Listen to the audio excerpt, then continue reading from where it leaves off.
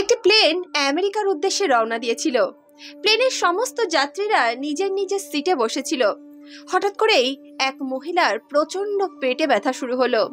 মহিলা ভাবতে লাগলো হয়তো টয়লেটে গেলে তার এই ব্যথা ঠিক হয়ে যেতে পারে। আসলে সেই মহিলা প্রেগনেন্ট ছিলেন। প্লেনের টয়লেটে যাওয়ার পর সেখানেই তিনি একটি কন্যা সন্তানকে প্রসব করলেন। এদিকে এয়ার হোস্টেস যখন জানতে পারলেন যে প্লেনের মধ্যেই একটি বাচ্চা প্রসব হয়েছে, তখন তিনি প্লেনের পাইলটকে সমস্ত বৃত্তান্ত জানালেন। প্লেনের পাইলট যখন এই কথা জানলো, তখন তিনি তার কো পাইলটকে প্লেনটি হস্তান্তর করলেন এবং সেই স্থানে পৌঁছলেন। তিনি যখন সেই মহিলার কাছে পৌঁছলেন, তিনি নিজের চোখকে বিশ্বাস করতে পারছিলেন না। সেই মহিলা ওনার প্রাক্তন স্ত্রী ছিল, যার সঙ্গে ওনার 2 বছর আগেই ডিভোর্স হয়ে গেছিল। এখন ওনার কাছে এই প্রশ্ন ছিল যে এই মহিলার তো তার সঙ্গে 2 বছর আগে ডিভোর্স হয়ে গেছে, তাহলে এই সন্তান কার? কারণ তিনি এটা ভালো মতোই জানতেন যে ওনার সঙ্গে ডিভোর্স হওয়ার পর ওনার স্ত্রী দ্বিতীয়বার আর বিয়ে করেনি। তাহলে এই সন্তান কার ছিল? এই প্রশ্ন ওনার মনে বারবার ঝড় তুলতে লাগলো। বন্ধুরা, এই প্রশ্ন হয়তো আপনাদের মনেও ঝড় তুলছে। যদি সেই মহিলা দ্বিতীয়বার বিয়ে না করে থাকে, তাহলে তিনি প্রেগনেন্ট কি করে হলেন? আর এই বাচ্চাটি বা কার? বন্ধুরা, এই ঘটনার রহস্য জানার জন্য আপনাদের এই কাহিনীটি পুরোটা দেখতে হবে। এই কাহিনীটি খুবই শিক্ষামূলক একটি কাহিনী। কাহিনীটির শেষে আপনারা নিজেদের মূল্যবান মন্তব্য অবশ্যই পোষণ করবেন। নমস্কার বন্ধুরা, কাহিনীর নতুন একটি অধ্যায়ে আমি আপনাদের আবারও স্বাগত জানাচ্ছি। আমি প্রিয়াঙ্কা, আর আপনারা দেখছেন সম্ভবামি যুগে যুগে। কলকাতা থেকে আমেরিকাগামী একটি ফ্লাইটে অনেক যাত্রীরা বসে পড়লেন। তারা সকলেই নিজের নিজের সিটে বসেছিলেন এবং এয়ার হোস্টেসরা সমস্ত যাত্রীকে সমস্ত নিয়মকানুন বুঝিয়ে দিচ্ছিলেন। কিছুক্ষণের মধ্যেই ফ্লাইট আমেরিকা যাওয়ার জন্য প্রস্তুত হয়ে গেল এবং ফ্লাইট আমেরিকার উদ্দেশ্যে রওনা দিয়ে দিল। ফ্লাইটটি ওড়ার আধ ঘন্টার মধ্যেই একজন এয়ার হোস্টেস তাড়াতাড়ি করে প্লেনের পাইলটের কেবিনে প্রবেশ করল। তাকে দেখে খুব ভীত মনে হচ্ছিল এবং খুব চিন্তিত মনে হচ্ছিল। সে প্লেনের পাইলটকে বলতে লাগলো, স্যার, জাহাজে একটা মেডিকেল এমার্জেন্সি হয়ে গেছে। পাইলট জিজ্ঞেস করতে লাগলো, কেন, কি হয়েছে? এয়ার হোস্টেস বলতে লাগলো, প্লেনে একজন প্রেগনেন্ট মহিলা ছিলেন। ওনার কিছুক্ষণ আগেই একটু ব্যথা মতো হচ্ছিল। উনি ভেবেছিলেন হয়তো এটা বাথরুমের প্রেশার। উনি বাথরুমে গেছিলেন বাথরুম করার জন্য, কিন্তু সেখানেই আনফর্চুনেটলি ওনার প্রসব হয়ে যায়। এখন এমন পরিস্থিতি হয়েছে, তাকে কোনো না কোনো ডাক্তারের কাছে তো নিয়ে যেতেই হবে। তখনই পাইলট বলতে লাগলো, দেখো, আগে অ্যানাউন্সমেন্ট করো, এই ফ্লাইটে যদি কোনো ডাক্তার থাকে তাহলে সে ওই মহিলাকে দেখতে পারবে। পাইলটের কথা শুনে একজন এয়ার হোস্টেস প্লেনে অ্যানাউন্সমেন্ট করলো। সে বলতে লাগলো, প্লেনে যদি কোনো ডাক্তার থাকে তাহলে আমাদেরকে একটু সাহায্য করুন। আসলে প্লেনেরই এক যাত্রী বাথরুমে বাচ্চা প্রসব করে ফেলেছেন। ওনার এখন একজন ডাক্তারের খুব প্রয়োজন। আপনাদের মধ্যে কোনো পুরুষ অথবা কোনো মহিলা যদি ডাক্তার থাকে তাহলে আপনারা একটু এগিয়ে আসুন এবং সেই মহিলাকে সাহায্য করুন। তখনই সেখানকার এক যাত্রী বলে উঠল, হ্যাঁ, আমি একজন ডাক্তার, আমি একজন গাইনি ডাক্তার। তখনই এয়ার হোস্টেস বলতে লাগলেন, তাহলে আপনি তাড়াতাড়ি যান এবং ওই মহিলাকে এবং তার বাচ্চাকে একটু দেখুন। সেই ডাক্তার তখন তাড়াতাড়ি বাথরুমের মধ্যে প্রবেশ করলো এবং সেই মহিলা এবং তার বাচ্চাকে দেখাশোনা করতে লাগলো। এদিকে ডাক্তার যখন সেই মহিলাকে দেখতে গেল, তখন সে একজন এয়ার হোস্টেসকে জানালো, দেখুন, বাচ্চার অবস্থা তো ঠিক আছে, কিন্তু মায়ের অবস্থা কিন্তু ততটা ভালো নেই। আমার মনে হয় এক্ষুনি আপনাদের এমার্জেন্সি ল্যান্ডিং করানো উচিত এবং ওনাকে কোনো একটা হাসপাতালে ভর্তি করানো উচিত, কারণ যে সমস্ত জিনিসের এখন প্রয়োজন সেগুলো তো এখানে উপস্থিত নেই। এদিকে এয়ার হোস্টেস আবারও পাইলটকে গিয়ে সমস্ত কথা জানালো। তখন পাইলট কন্ট্রোল রুমে ফোন করে জানালো যে দেখুন, আমাদের এমার্জেন্সি ল্যান্ডিং করতে হবে, কারণ প্লেনে এমন এমন সমস্যা চলে এসেছে। এখানে একজন মহিলা প্লেনেই বাচ্চা প্রসব করেছেন, আর এখন ওনার ডাক্তারের প্রয়োজন, ওনাকে হাসপাতালে নিয়ে যাওয়ার প্রয়োজন। কন্ট্রোল রুমে সমস্ত কিছু জানানোর পর তারা সামনেরই একটি এয়ারপোর্টে ল্যান্ড করার সিদ্ধান্ত নিল। এদিকে প্লেনে তখন যে দুজন পাইলট ছিল তাদের মধ্যে একজন বলতে লাগলো, আমি যাই ওই মহিলাকে দেখে আসি, ওনার কি অবস্থা। এমনটা ভেবেই সে সেই মহিলাকে দেখতে সেখানে উপস্থিত হলো। এদিকে সেই পাইলট যখন মহিলাকে দেখলো তখন তার হাত পা যেন ঠান্ডা হয়ে আসলো। সে অবাক দৃষ্টিতে ওই মহিলার দিকে তাকিয়ে রইল, কারণ সেই মহিলা আর কেউ নয়, সে ছিল তার ডিভোর্সি স্ত্রী, যার সঙ্গে আজ থেকে 2 বছর আগে তার ডিভোর্স হয়ে গেছিল। তাদের ডিভোর্স নেওয়ার পেছনে কোনো বড় কারণ ছিল না, কারণ শুধু একটাই ছিল যে এই পাইলট তার স্ত্রীকে বিশ্বাস করত না। সে পাইলট ভাবতো তার স্ত্রীর সঙ্গে হয়তো অন্য কারোর অবৈধ সম্পর্ক রয়েছে। এমন কিছু প্রুফ তার হাতে এসেছিল যার ভিত্তিতে সে এই সমস্ত কথা ভাবছিল এবং যার ফলে সে তার স্ত্রীকে ডিভোর্স দিয়ে দিয়েছিল। এই পাইলট যখন তার স্ত্রীর সঙ্গে ডিভোর্স নিতে চেয়েছিল, তার স্ত্রী তার কাছে হাত জোর করে বলেছিল, দেখো তুমি যেটা ভাবছো সেটা ঠিক নয়, তুমি ভুল ভাবছো, আমার সঙ্গে কারোর কোনো সম্পর্ক নেই। কিন্তু তবুও যদি তোমার মনে হয় যে আমি এমন কোনো ভুল করেছি, তাহলে ঠিক আছে, আমি সেই ভুল স্বীকার করছি, তুমি আমাকে ক্ষমা করে দাও, কিন্তু আমাকে তুমি ডিভোর্স দিও না। এদিকে পাইলট যখন তার স্ত্রীর মুখ থেকে এই সমস্ত কথা শুনেছিল, সে ভেবেছিল আমার স্ত্রী যদি কোনো ভুল না করে থাকে তাহলে ও আমার কাছে ক্ষমা কেন চাইছে। সে নিজের স্ত্রীকে নিরন্তর ভুল বুঝে চলেছিল, আর এই ভুল বোঝাবুঝির কারণেই একদিন তাদের ডিভোর্স হয়ে গেল। তবে এই ঘটনা ঘটেছে প্রায় 2 বছর হয়ে গেছে। আজ 2 বছর পর পাইলট তার স্ত্রীকে এই অবস্থায় দেখছে। পাইলটের সঙ্গে তার স্ত্রীর ডিভোর্স তো হয়ে গেছিল, কিন্তু সে এটা জানতো যে ডিভোর্সের পর তার স্ত্রী আর অন্য কাউকে বিয়ে করেনি, অথবা তার সঙ্গে হয়তো অন্য কারোর কোনো সম্পর্কও নেই। এই 2 বছরের মধ্যে সেই পাইলট কিন্তু তার স্ত্রীকে একবারও দেখেনি। লাস্ট সে তার স্ত্রীকে দেখেছিল কোর্টে, আর তারপর এই 2 বছর পর আজ সে এখানে নিজের স্ত্রীকে দেখছে এই অবস্থায় প্লেনের বাথরুমে। পাইলট যখন সেখানে নিজের স্ত্রীকে দেখলো, সে কিচ্ছু না বলে সেখান থেকে চলে গেল এবং নিজের কেবিনে এসে চুপচাপ বসে পড়ল। তার যে সঙ্গী পাইলট ছিল সে তাকে জিজ্ঞেস করতে লাগলো, কি ব্যাপার, তোমাকে দেখে এত দুশ্চিন্তায় কেন মনে হচ্ছে? তুমি তো ওই মা আর তার সন্তানকে দেখতে গেছিলে, ওরা দুজন ভালো আছে তো? প্রথম দিকে পাইলট তার কো পাইলটকে এসব কিছু বলতে চায়নি, কিন্তু সেই পাইলট যখন বারবার করে তাকে ফোর্স করতে লাগলো, সে বলতে লাগলো, দেখো তুমি সত্যি কথা বলো যে কি ঘটনা ঘটেছে। তখন সেই পাইলট তাকে সত্যি কথা বলতে বাধ্য হলো। পাইলট বলতে লাগলো, বাথরুমে যে স্ত্রী একজন সন্তানকে প্রসব করেছে সে আর কেউ নয়, সে আমার ডিভোর্সি স্ত্রী। তখনই তার কো পাইলট বলতে লাগলো, দেখো জীবনে এমন অনেক ঘটনা ঘটে যেগুলো আমাদের সহ্য করতে হয়, এছাড়াও তোমার সঙ্গে তো ওর ডিভোর্স হয়ে গেছে, এরপরে ও কার বাচ্চাকে জন্ম দিচ্ছে, কি করছে তা দেখে তো তোমার কোনো লাভ নেই, তুমি তোমার মতো থাকো না, তুমি কেন ওর সম্বন্ধে এত চিন্তা করছো? নিজের কো পাইলটের কথা সেই পাইলট শুনে তো নিল, কিন্তু তার মাথা থেকে একটা কথা কোনো মতেই বেরোচ্ছিল না। সে বারবার করে একটা কথাই ভাবছিল, এর তো বিয়ে হয়নি এখনো, তাহলে এটা কার সন্তান?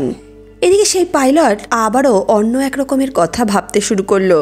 সে ভাবলো, এতদিন আমি শুধু ওর উপর সন্দেহ করতাম, কিন্তু আমার কাছে এমন কোনো প্রমাণ ছিল না যার ভিত্তিতে আমি এটা প্রমাণ করতে পারতাম যে ও অন্য কারোর সঙ্গে সম্পর্কে লিপ্ত। আমি শুধুমাত্র সন্দেহের বশেই এই কাজ করেছিলাম, কিন্তু আজ আমি নিশ্চিত যে আমার স্ত্রীর অন্য কারোর সঙ্গে অবৈধ সম্পর্ক ছিল, হয়তো এ তারই সন্তান। এই সমস্ত কথা ভেবে ভেবে পাইলটের মাথাটা যেন খারাপ হয়ে যাচ্ছিল। সে চাইছিল সে এই সমস্ত কিছু ভাববে না, কারণ এখন আর তার এই সমস্ত কিছু ভেবে কোনো লাভ নেই। তবে না চাইতেও তার মনে বারবার করে এই একই কথা চলে আসছিল। পাইলট মনে মনে সিদ্ধান্ত নিল। সে ভাবল, আমি আমার স্ত্রীর কাছে যাব এবং তাকে বলবো, ডিভোর্সের সময় তো তুমি বারবার করে বলেছিলে যে তোমার কোনো দোষ নেই, তুমি কারোর সঙ্গে সম্পর্কে লিপ্ত নও, তাহলে আজকে কি করেছো এটা? আমি যেটা ভেবেছিলাম সেটাই ঠিক ভেবেছিলাম, তুমি একজন ক্যারেক্টারলেস মহিলা। এদিকে দেখতে দেখতেই ফ্লাইট ল্যান্ড করার সময় হয়ে গেল।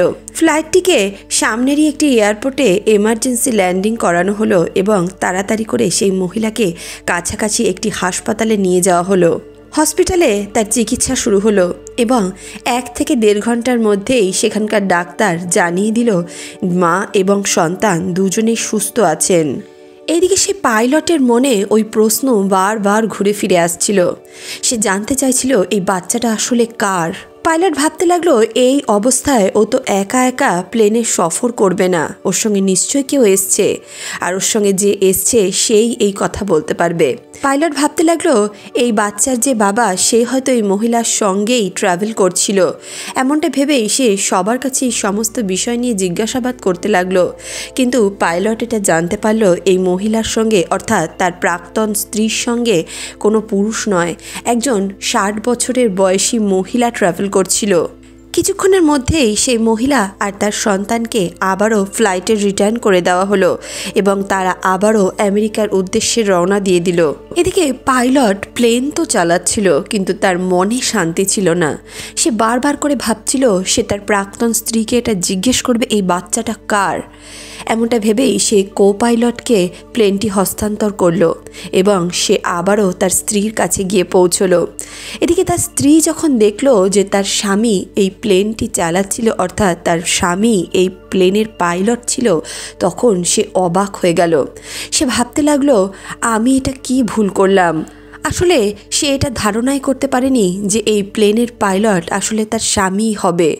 স্বাভাবিক ব্যাপার, এটা ধারণা করা সম্ভবও নয়, কারণ তার সঙ্গে তার স্বামীর 2 বছর আগে ডিভোর্স হয়ে গেছিল আর এই সময়কালে তাদের মধ্যে কোনোরূপ কোনো যোগাযোগ হয়নি, কোনো কথাবার্তা হয়নি।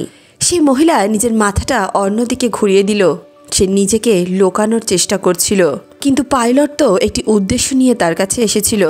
সে সঙ্গে সঙ্গে তার প্রাক্তন স্ত্রীর সামনে এসে দাঁড়ালো এবং কড়া স্বরে তাকে বলতে লাগলো আগে আমাকে এই কথার উত্তর দাও, এই যে বাচ্চাটা আছে এই বাচ্চাটা কার।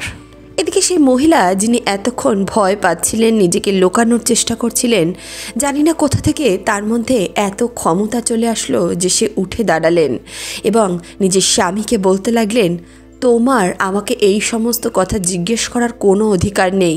তুমি কে আমাকে এই প্রশ্ন করার? নিজের প্রাক্তন স্ত্রীর মুখে এমন কথা শুনে পাইলট প্রচণ্ড রেগে গেল। সে আবারও তার প্রাক্তন স্ত্রীকে জিজ্ঞেস করতে লাগলো আমাকে তুমি বলো এই বাচ্চাটা কার। আমার মনে এই নিয়ে অনেক সমস্যা সৃষ্টি হচ্ছে, আমি ঠিকমতো কোনো কাজ করতে পারছি না।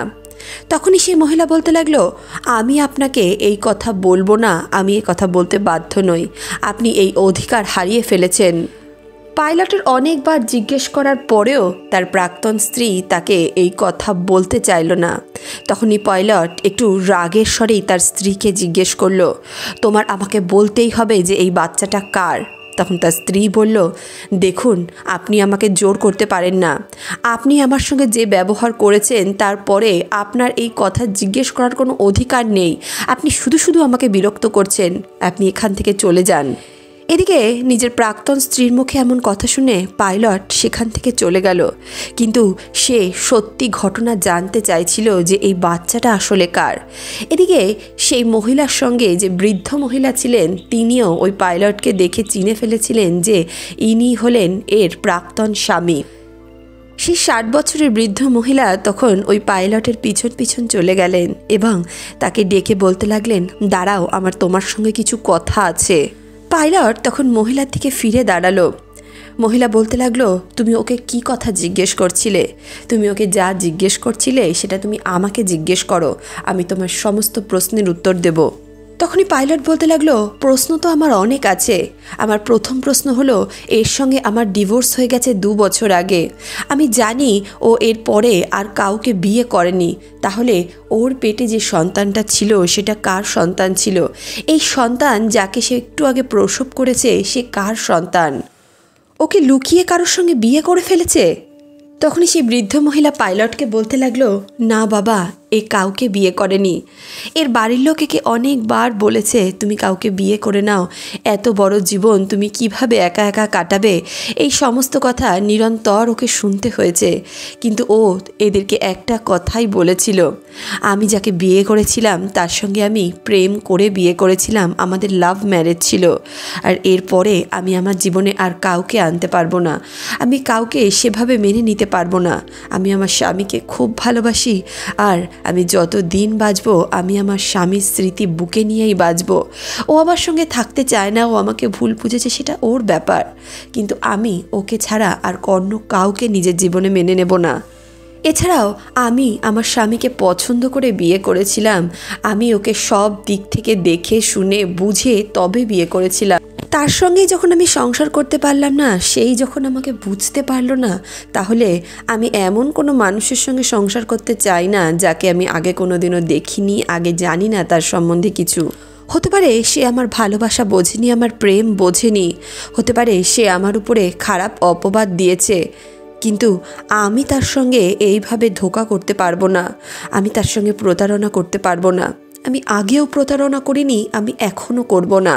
হ্যাঁ, হতে পারে আমাদের ডিভোর্স হয়ে গেছে, আমরা একে অপরকে হয়তো জীবনে কোনো দিনও দেখব না, কিন্তু তবুও আমি অন্য কাউকে বিয়ে করব না। মেয়েটি যখন তার বাড়ির লোককে এইভাবে বোঝাচ্ছিল, তখন তার বাড়ির লোক তাকে বলেছিল, দেখো তুমি যদি কাউকে বিয়ে না করো তাহলে তোমার বার্ধক্য বয়স কিভাবে কাটবে, তোমার তো কোনো সন্তানাদিও নেই।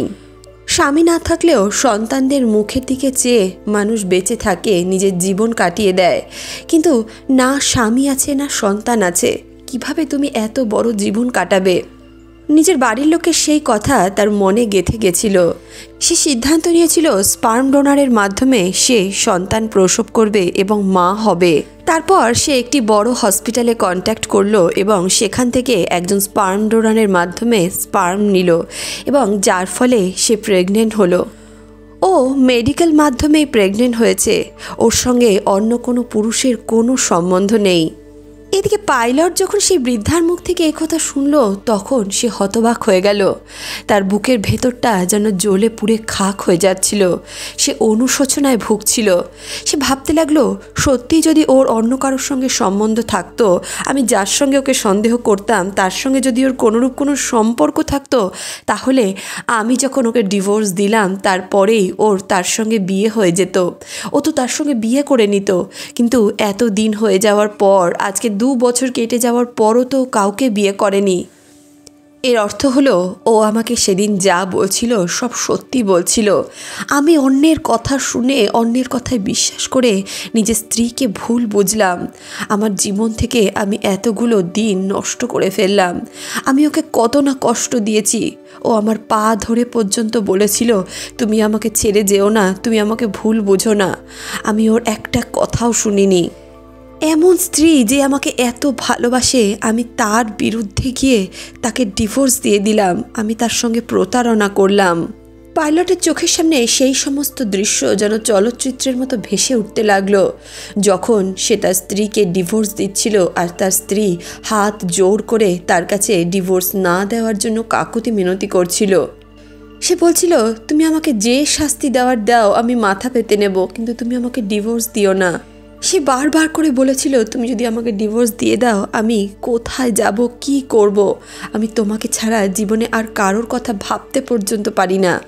এই সমস্ত কথা ভেবে ভেবে সেই পাইলটের বুকের ভেতরটা যেন ফেটে যাচ্ছিল। তার চোখ থেকে অনবরত জল গড়িয়ে পড়ছিল।